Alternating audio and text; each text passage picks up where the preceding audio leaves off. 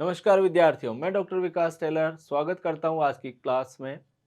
आज की क्लास में हम पढ़ेंगे अध्याय 26 भाग 2 प्राकृतिक संसाधन, इसके प्रयोग एवं संरक्षण। विशेष रूप से इस भाग 2 में हम जो अध्ययन करेंगे उसमें पहले नंबर पर आएगा मृदा। मृदा क्या है, मृदा कैसे बनती है, मृदा को सुरक्षित कैसे रखा जाए, मृदा का संसाधन किस प्रकार की श्रेणी में आता है। इसके बाद में हम अध्ययन करेंगे वन क्या है, पुनर्वनीकरण क्या है, और अंत में इस भाग में हम पढ़ेंगे जल और जल चक्र का क्या महत्व है हमारे जीवन में। तो प्यारे विद्यार्थियों, देखिए सबसे पहले प्राकृतिक संसाधनों में हमारे आ रहा है मृदा। मृदा जो होती है वो क्या है, मृदा किसे कहते हैं, मृदा के निर्माण में कितना समय लगता है। देखिए पृथ्वी है, इस पृथ्वी की बाह्यतम सतह जो पाई जाती है, इस बाह्यतम सतह को हम अर्थ क्रस्ट कहते हैं, अर्थात ये ऊपरी परत होती है। तो पृथ्वी की सबसे ऊपरी सतह जो हजारों सालों में, लाखों सालों में अपरदन और विभिन्न प्राकृतिक, जैविक और रासायनिक क्रियाओं के फलस्वरूप बनती है, इस सतह को हम मृदा के नाम से जानते हैं। तो मृदा जो होता है ये एक ऐसा प्राकृतिक संसाधन है जिसके निर्माण में लाखों वर्षों का समय लगता है। तो मृदा को सुरक्षित रखना बहुत आवश्यक होता है, क्योंकि बिना मृदा के वनस्पतियों का जीवन चक्र चलना बड़ा मुश्किल होता है। मृदा में विभिन्न प्रकार के जैविक और अजैविक घटक पाए जाते हैं, विभिन्न प्रकार के पोषक तत्व पाए जाते हैं, और ये जो पोषक तत्व पाए जाते हैं ये वनस्पतियों को पोषण प्रदान करेंगे, और पोषण के आधार पर ही ये अपनी वृद्धि और परिवर्धन को दर्शाते हैं। तो मृदा पृथ्वी की ऊपरी परत यानी अर्थ क्रस्ट की सबसे बाह्य सतह होती है। तो बाह्यतम सतह होने के कारण और जब इसमें विघटन चलता है तो कई प्रकार के तत्व पाए जाते हैं, ये तत्व पोषक तत्व कहलाते हैं। ऐसी मृदा जिसमें वनस्पतियों के लिए आवश्यक 17 तत्व पाए जाते हैं वो एक संतुलित मृदा होती है। और अगर किसी मृदा में इन तत्वों में से किसी भी तत्व की कमी होती है तो हमें बाह्य रूप से उर्वरक द्वारा इसकी आपूर्ति करनी पड़ती है, या इसकी आपूर्ति जैविक खाद द्वारा भी की जा सकती है। यहाँ आप देख लीजिए, अगर श्रेष्ठ मृदा की बात करें तो मृदा का प्रकार इस बात पर निर्भर करता है कि हम पृथ्वी के किस स्थान पर रह रहे हैं, वहाँ का वातावरण कैसा है, वहाँ पर पाए जाने वाले कौन कौन से खनिज लवण है जो पृथ्वी पर इस मृदा के प्रकार का निर्धारण करते हैं। मृदा हो सकता है बलुई मिट्टी हो, मृदा दोमट प्रकृति की हो सकती है, मृदा जो होती है चिकनी मिट्टी हो सकती है, अर्थात अलग अलग प्रकार की मृदाएं प्रकृति में पाई जाती है। और ये जो मृदाएं पाई जाती है इसी आधार पर वहां पाई जाने वाली वनस्पति का जीवन यापन तय होता है। कुछ मृदा में वनस्पति का प्रकार अलग होता है तो कुछ मृदा में और अन्य प्रकार की पाई जाती है। जैसा कि हम देखते हैं, विशेष रूप से जो मृदा होती है उसमें खनिज कण पाए जाते हैं। लगभग 40 से 45% तक चट्टानों के टूटने से, उनके अपघटन से ये भौतिक, जैविक, रासायनिक परिवर्तनों के फलस्वरूप इन खनिज कणों का निर्माण करते हैं। ये खनिज कण वनस्पतियों के लिए एक आवश्यक पोषक घटक का कार्य करते हैं। उसी पर इसकी वृद्धि और परिवर्तन चलेगा और उसी आधार पर वहां पाए जाने वाले जंतुओं का निर्धारण होता है। मृदा में कार्बनिक घटक भी पाया जाता है जिसे हम ह्यूमस के नाम से जानते हैं। ये ह्यूमस जो होता है ये आपके विभिन्न जैविक क्रियाओं के फलस्वरूप बनता है और ये वनस्पतियों के लिए आवश्यक पोषक तत्व उपलब्ध करवाता है। इसकी मात्रा लगभग 10% होती है, जबकि खनिज जो घटक होते हैं उनकी मात्रा 40 से 45% हो सकती है। इसके अलावा मृदा में अल्प मात्रा में खनिज लवण भी पाए जा सकते हैं। ये लवण जो है उस मृदा की उर्वरकता का निर्धारण भी करते हैं। इनकी जो मात्रा होती है वो ये निर्धारित करेगी मृदा उपजाऊ है या अनउपजाऊ है। तो मृदा का उपजाऊ होना हमारे जैविक तंत्र के लिए बहुत आवश्यक होता है।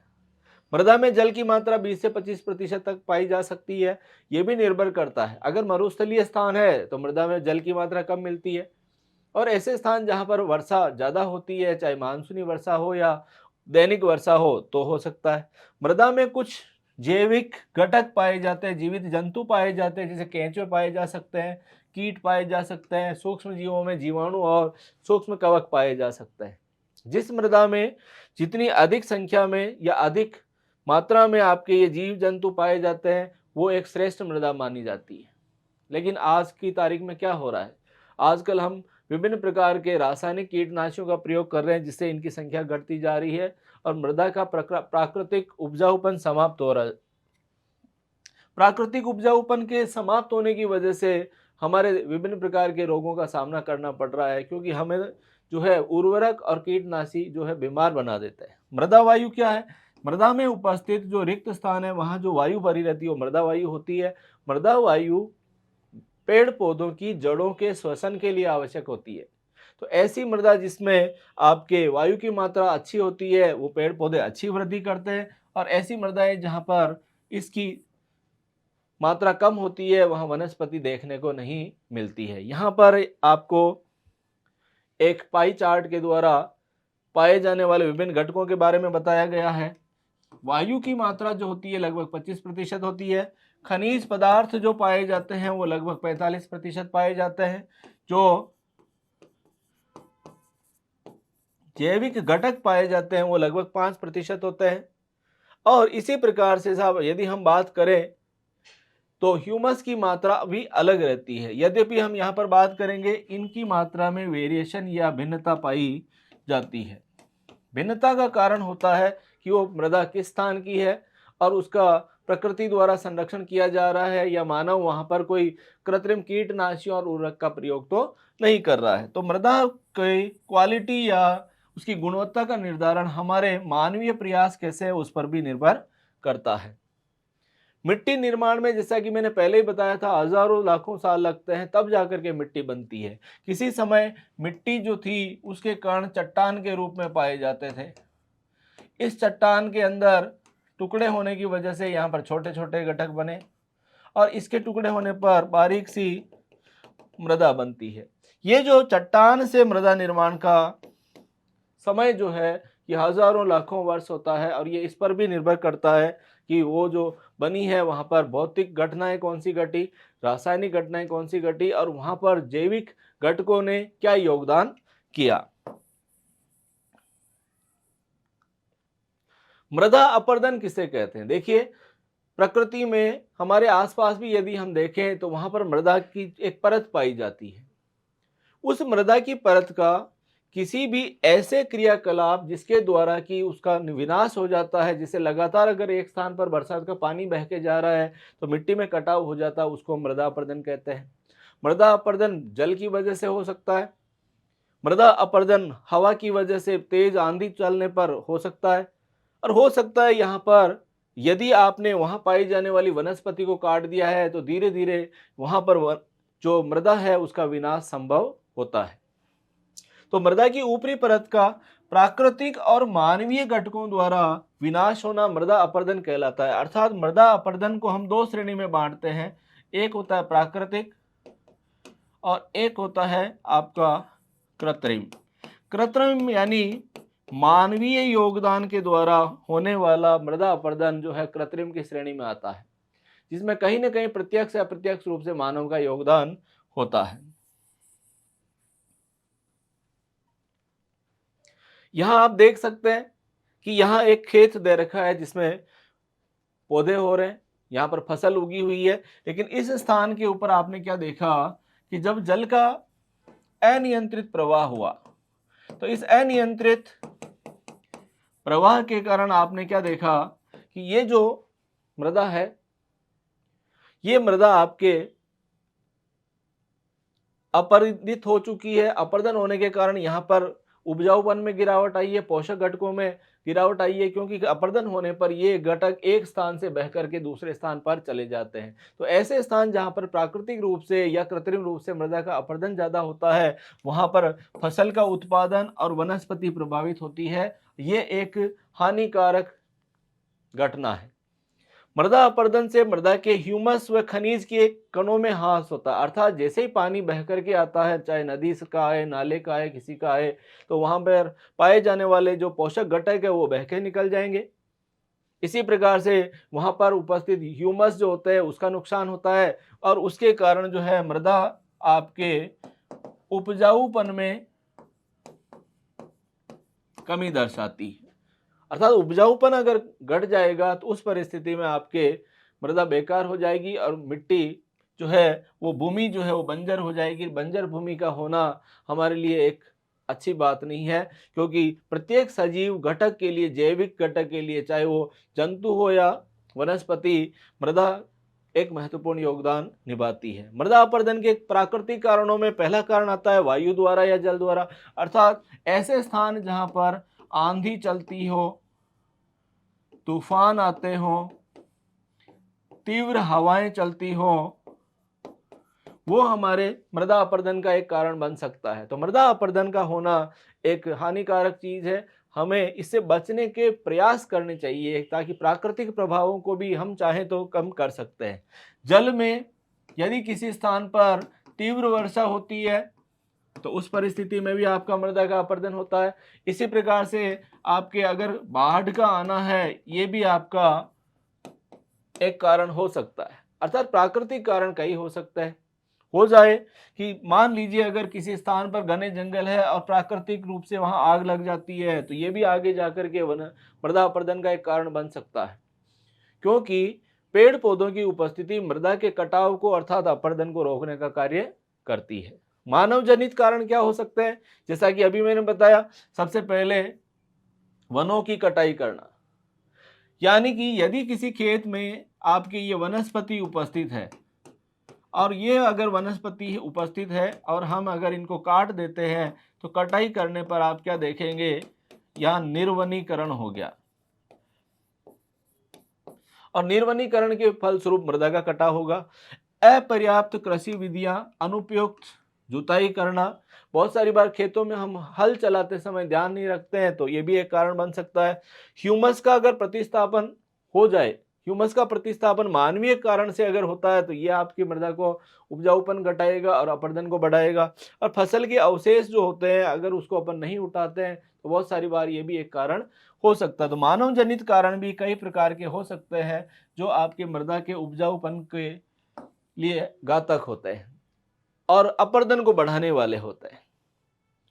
अगर मान लीजिए आपके आसपास, आपके स्वयं के खेत में या कहीं पर भी जिस जगह आप रहते हैं मृदा का अपरदन हो रहा है, तो एक हमारी नैतिक जिम्मेदारी बनती है कि हम इस मृदा का संरक्षण करें।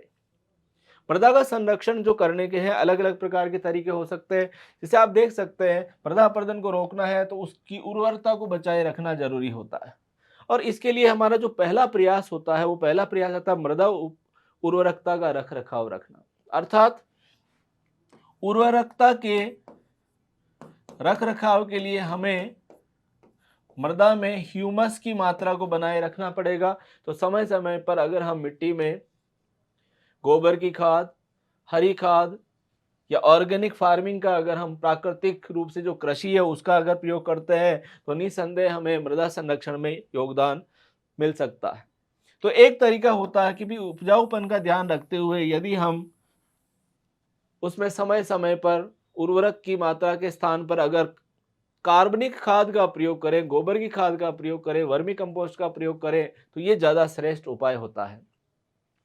चराई पर नियंत्रण करना, बहुत सारी बार हम, मानव एक सामाजिक प्राणी है और सामाजिक प्राणी होने के नाते हम बहुत सारी बार पशुपालन अपनाते हैं।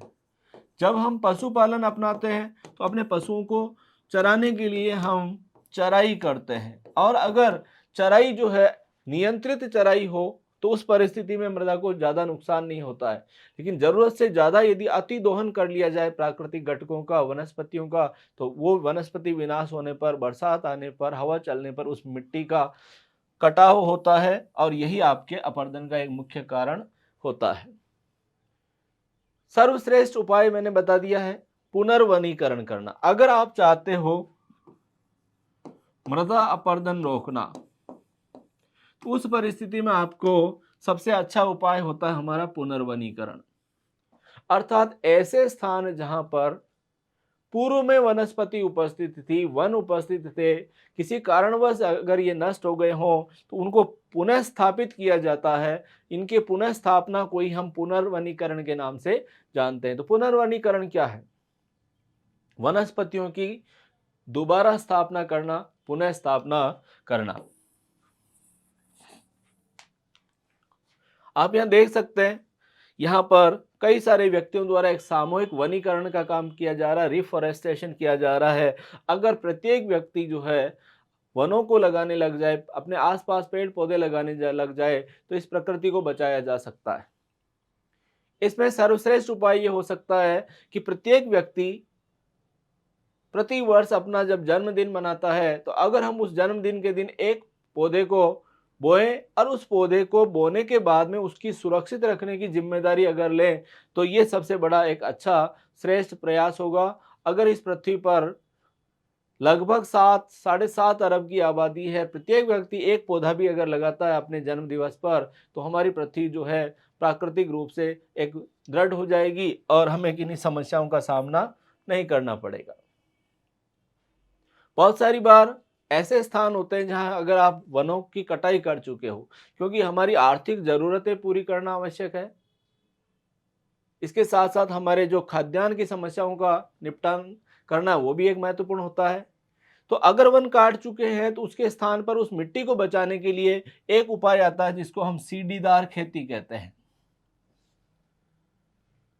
पहाड़ी क्षेत्रों में, ये मान लीजिए आपका पहाड़ी क्षेत्र है, तो छोटे छोटे स्थानों पर अगर हम जमीन को काट करके यहां पर अगर कृषि करते हैं, तो उस परिस्थिति में सीढ़ीदार कृषि के नाम से जानी जाती है, जिससे ढलान पर होने वाले मृदा अपरदन को रोकने में सहायता मिलती है। तो पहाड़ी व ढाल वाले क्षेत्रों में पानी के बहाव को इस विधि द्वारा नियंत्रित किया जा सकता है। अर्थात पहाड़ी को काट करके आप वहां पर खेती कीजिए, तो वहां से बहने वाला पानी जो है उसकी जो गति है वो कम पड़ जाएगी और पहाड़ी क्षेत्रों में मृदा का अपरदन रुक जाता है। इसको इस चित्र से आप साफ तौर पर देख सकते हैं।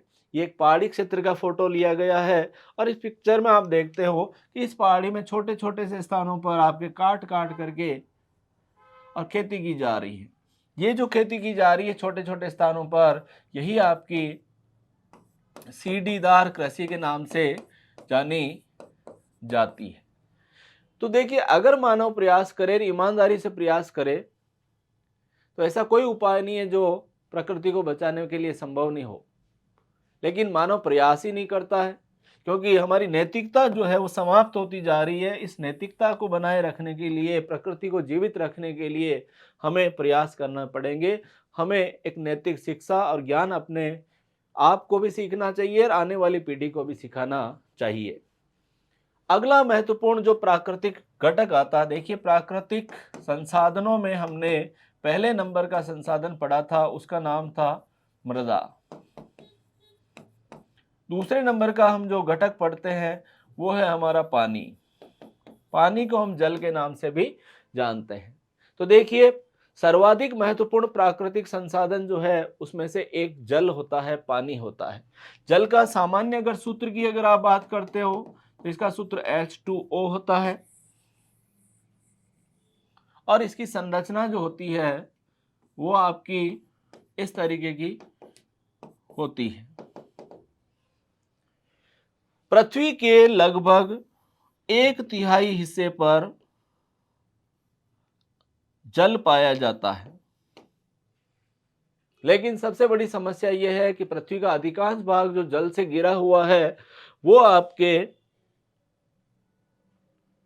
समुद्र के रूप में है, जिसमें खारा पानी भरा हुआ है, जिसका हम सीधे तौर पर प्रयोग नहीं कर सकते हैं। और हमारे लिए जो पेयजल की मात्रा बचती है वो बहुत कम मात्रा में बचती है, क्योंकि पहले तो समुद्र आ गए जहां पर बहुत अधिक मात्रा में पानी है लेकिन अनुपलब्ध है या पेयजल लायक नहीं है। दूसरे नंबर पर हमारे जो आपका पृथ्वी है, इस पृथ्वी का ये उत्तरी ध्रुव है और ये आपका दक्षिणी ध्रुव है। दोनों स्थानों पर बर्फ जमी हुई है। बर्फ के रूप में पानी तो उपलब्ध है लेकिन वो हमारे लिए अप्राप्य है। अप्राप्य का मतलब होता है ऐसा जल जो उपस्थित होते हुए भी यदि हमें प्राप्त नहीं होता तो उसे अप्राप्य जल कहते हैं। इसी प्रकार से बहुत कम मात्रा में आपका भूजल पाया जाता है। ऐसा जल जो पृथ्वी पर अंदर की तरफ उपस्थित रहता है उसे हम भूजल कहते हैं, और अधिकांशतया हमारे द्वारा भूजल का ही प्रयोग किया जाता है। पृथ्वी पर पाए जाने वाले संपूर्ण जल का 97% भाग समुद्रों के रूप में है या आइस कैप्स के रूप में। ये अलग अलग प्रकार की इसकी मात्रा देखी जा सकती है, लेकिन जो भूजल होता है वो भूजल हमारे दोहन करके इसको बाहर निकाला जाता है। इसको बाहर निकालने के लिए हमारे पास में ट्यूबवेल लगाते हैं या हम कुएं खोदते हैं। हर स्थान पर अलग अलग विधियों से इसका दोहन किया जाता है, और इस दोहन के आधार पर यदि समय समय पर जो मृदा जल है, भूमि में जल स्तर है, उसको अगर बढ़ाने का प्रयास नहीं करेंगे तो एक दिन ये समाप्त हो जाएगा और फिर हमें वापस जो लड़ाई लड़नी पड़ेगी वो पानी के लिए लड़ाई लड़नी पड़ेगी। झीलों में 2 से 9% पानी है, भूजल 30.1% है और स्वच्छ जल केवल 2.5% है। देखिए, जो सजीव होते हैं, अधिकांश जंतु होते हैं, उन्हें पेयजल के रूप में स्वच्छ जल की आवश्यकता होती है, और पूरी पृथ्वी पर पेयजल की उपस्थिति जो है शुद्ध और स्वच्छ रूप में 2.1% है, जो हमारे लिए बहुत ही हानिकारक और घातक संकेत है।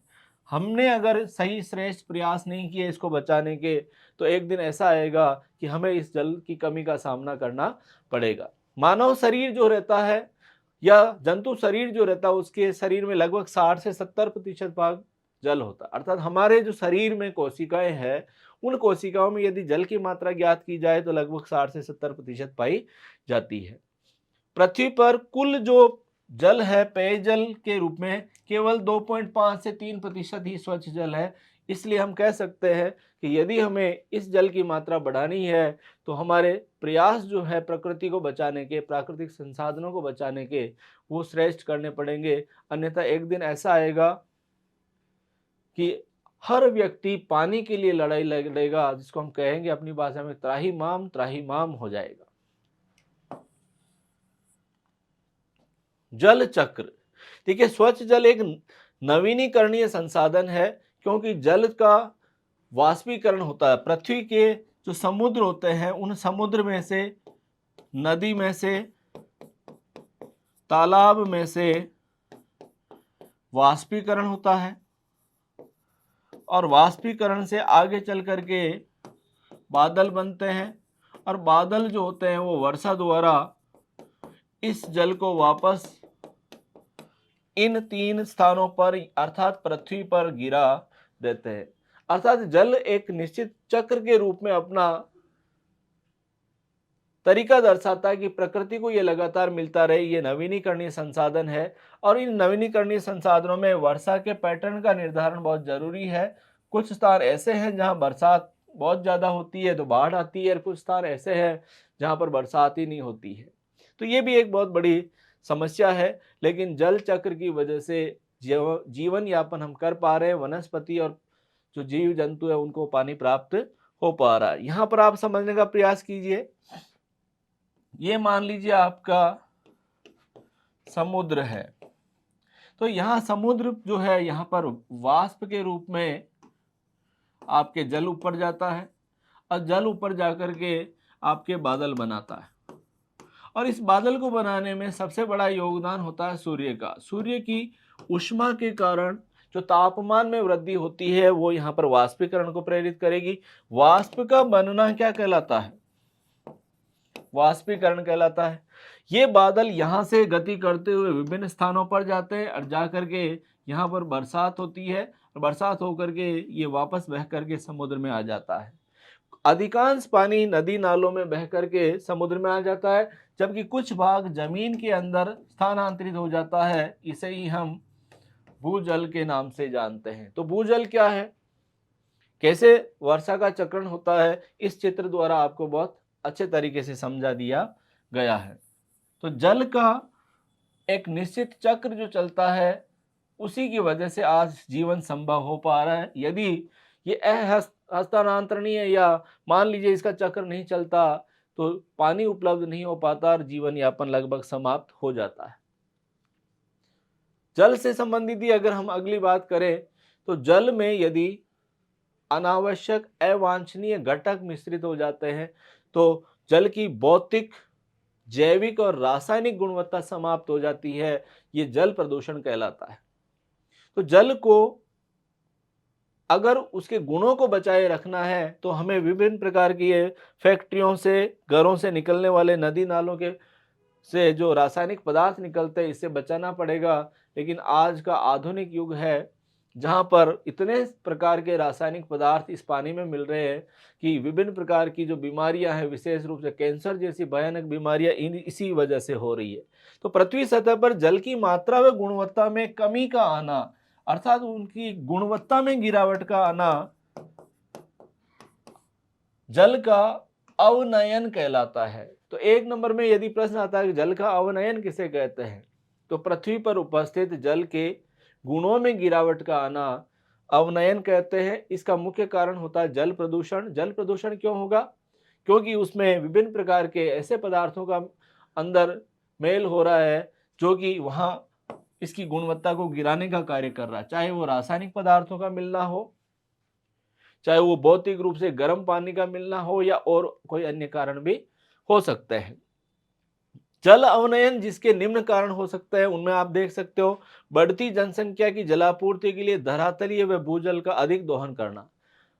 आज पृथ्वी की आबादी इतनी तेज गति से बढ़ रही है कि इस पृथ्वी की जो जीव है, मानव है, उनकी आवश्यकताओं को पूरा करने के लिए हम लोग जल से का बहुत अधिक उपयोग कर रहे हैं। जमीन में से ट्यूबवेल खोद रहे हैं। जमीन जब बाहर पानी निकाल देगी तो अंदर पानी की मात्रा खत्म हो जाएगी और जो प्रदूषित पदार्थ है वो मिट्टी में मिक्स होते जा रहे हैं, जल के साथ में नीचे जा रहे हैं, वो भी जल की गुणवत्ता में गिरावट कर रहे हैं। सीवेज का पानी मिक्स होना, घरेलू व नगर पालिका के अपशिष्ट जो रहते हैं, शहरों से निकलने वाला, अपने घरों से निकलने वाला जो पदार्थ होता है, कचरा होता है, वो भी इसकी गुणवत्ता को गिरा रहा है। अर्थात मानव सबसे ज्यादा उत्तरदायी है इस प्रकृति के विनाश में। औद्योगिक स्रोतों से निकलने वाला जो पानी होता है वो बहुत ज्यादा प्रदूषित होता है। उसमें विभिन्न प्रकार के रासायनिक पदार्थ अर्थात कार्बनिक और अकार्बनिक पदार्थ होते हैं जो इसकी गुणवत्ता को गिरावट लाते हैं। कृषि में उपयोग लिए खाद, उर्वरक, कीटनाशी पदार्थ ये भी हानिकारक है। लेकिन आज क्या करें, मानव अपने आर्थिक लाभ के लिए, अर्थ प्राप्ति के लिए ऐसे ऐसे उपाय अपनाते जा रहा है जो खुद के लिए भी एक दिन हानिकारक होंगे। लेकिन जब तक व्यक्ति पर स्वयं इसकी समस्या नहीं आएगी तब तक व्यक्ति या मानव सुधरने वाला नहीं है।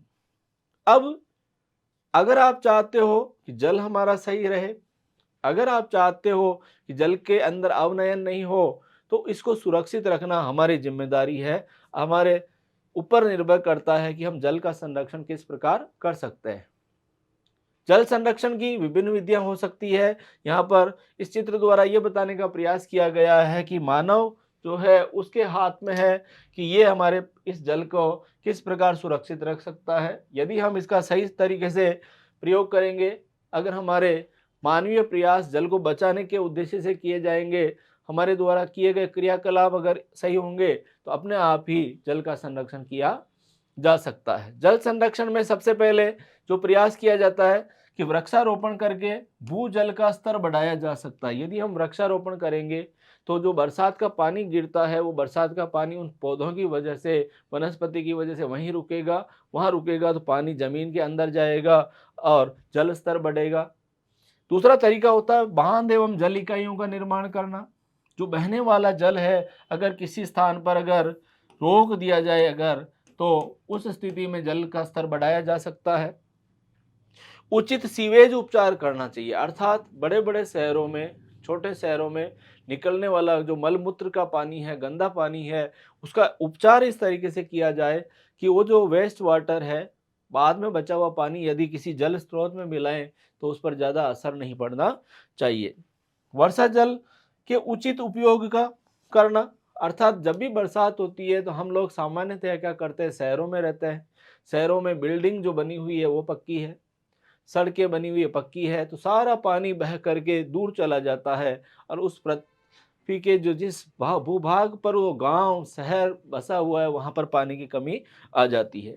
और दैनिक जल में जीवन जो होता है उसमें जल का प्रयोग जो करना चाहिए वो आपके विवेकपूर्ण करना चाहिए, अर्थात आवश्यकता के अनुसार जल को खर्च करना चाहिए। यदि आपकी आवश्यकता अल्प है तो अल्प जल का प्रयोग करें। अगर आपको लगता है कि अनावश्यक जल की हानि हो रही है तो हम भी इसका प्रयोग रोकें।